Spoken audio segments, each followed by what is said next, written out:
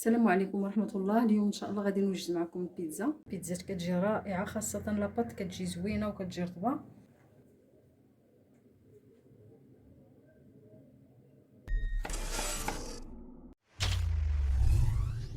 غادي نبداو بالعجينه اللي غادي نحتاج فيها 6 الكيسان ديال دقيق الفورس،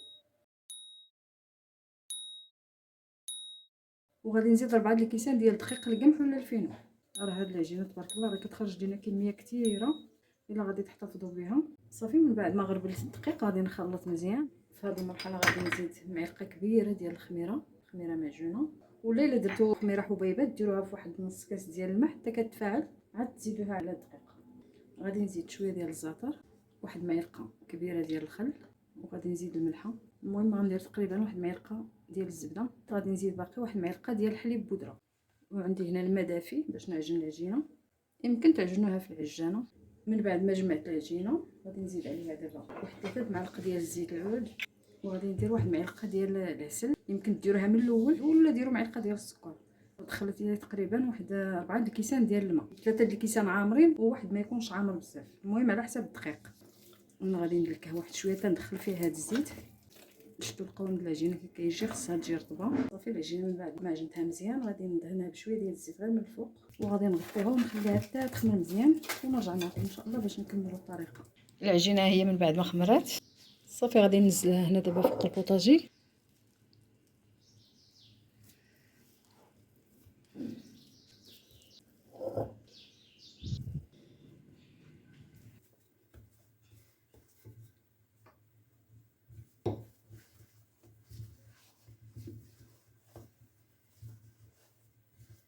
انا غادي ندير هذه ميني بيتزا.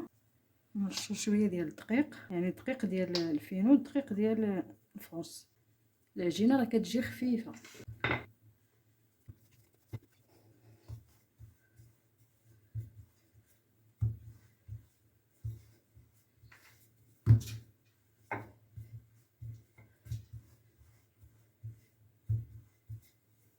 صافي العجينه من بعد ما دلكتها نحاول نثقبها بحال هكا. انا غادي نقطعهم بهذه القطاعه.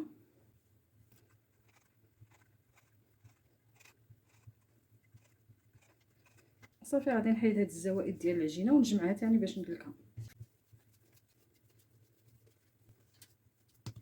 صافي غنحطهم في الطاوه ديال الفران دابا شعلته، خصنا ندخلوهم للفران يكون سخون، غير كيطيبوا نص طياب. المهم راه غتشوفوا معايا المراحل.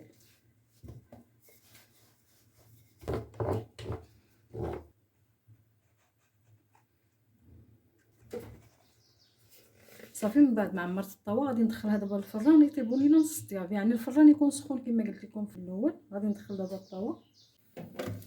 صافي دابا خليتهم غير 5 دقائق تقريبا والفران سخون. غادي نحيدهم باش نديروا الكميه اخرى. لاباط البيتزا اللي وجدت معكم اللي طيبتها نص طياب خرجت لي تبارك الله هذه الكميه هذه. انا واحد الكميه غادي نطيبها معكم، غادي نعمرها وباش تشوفوا لاباط كيفاش كتجي، والكميه اخرى غادي نحتفظ بها في الكونجيلاتور. دابا غادي نعمر معكم هذه الكميه ديال البيتزا. غادي ندير صوص طوماط،